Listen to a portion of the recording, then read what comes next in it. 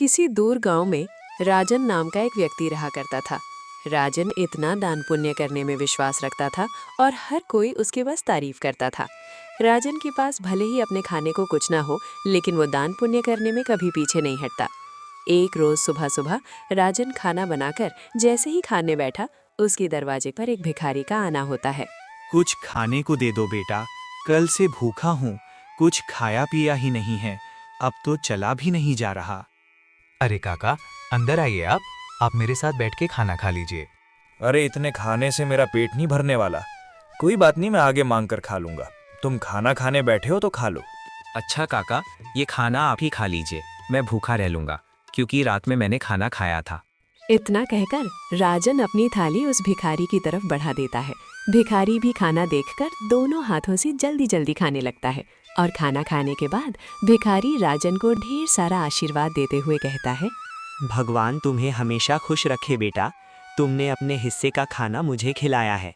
आजकल ऐसे दानवीर लोग मिलते ही कहाँ हैं, तुम्हारा भला हो। ये चला जाता है। लेकिन राजन को भी भूख लगी थी। अब वो रसोई में जाकर रसोई में रखे डब्बे को देखने लगता है, जिसमें अन्न का एक दाना नहीं था। चलो कष्ट तो हो जाएगा, बस उस बेचारे का पेट भर गया, मुझे बहुत सुकून मिल रहा है।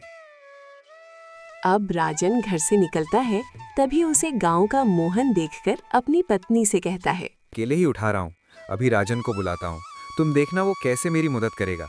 उसे तो वैसे भी लोगों की मदद करने का भूत सवार है। ये भी अब मोहन राजन को आवाज लगाकर बुलाता है। अरे क्या हाल चाल है मोहन भाई, सब ठीक तो है ना? ये अनाज की बोरियां खेतों से ला रहे हो क्या? अभी 10 बोरियां और लानी है, लेकिन मैं बहुत ज्यादा थक गया हूँ। तुम थोड़ा हाथ बटा देते तो मेरा काम जल्दी हो जाता। बड़ा ही बेवकूफ़ है और इससे बेवकूफ़ बनाना भी आसान है। चलो इसी बहाने मेरी मदद हो जाएगी और थोड़ा आराम भी मिल जाए। इतना कहकर मोहन राजन से अब कई सारी बोरियां खेत से घर रखवाता है। लेकिन राजन तो भूखा था, उसे भूख भी बहुत तेज लग रही थी। अब बोरियां रखने के बाद मोहन राजन से कहता है, बहुत बहुत शुक्रिया राजन भाई, अगर तुम ना होते ना तो मुझे ये बोरियां ढोते ढोते रात हो जाती। कई घंटे बोरियां ढोने के बाद राजन थक जाता है और अब वो उधार लाला की दुकान से राशन लेकर खाना बनाकर खाता है। अगली सुबह उसके दरवाजे पर किसी की रोने की आवाज़ आ रही होती है।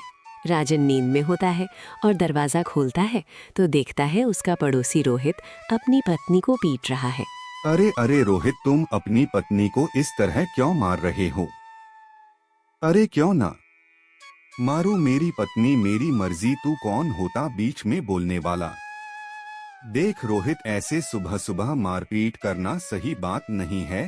पूरे गांव के लोग इकट्ठा होकर देख रहे हैं, यह अच्छा है क्या? अरे राजन बेटा, तू भी किसे समझा रहा है? इसे समझाना मतलब अपना सिर दीवार पर मारने वाली बात है। जरूर सुबह सुबह चमेली से पैसे मांगने के लिए लड़ रहा होगा, पीने को पैसे नहीं होंगे ना इसके पास। अरे बुढ़ चुप कर, ज्यादा बोलने की जरूरत नहीं है। राम राम राम, आजकल के बच्चों को तो अपने से बड़ों से बात करने की तमीज ही नहीं है। अरे मैं तो तेरी माँ की उम्र की हूँ और तू है कि मुझसे बदतमीजी से बात कर रहा है। लेकिन मैंने तो नहीं कहा आपको कि मेरे बीच में बोलने के लिए। इतना कहकर रोहित फिर से अपनी पत्नी चमेली को मारने लगता है। लेकिन राजन से ये सब देखा नहीं जाता और वो रोहित का हाथ पकड़ ले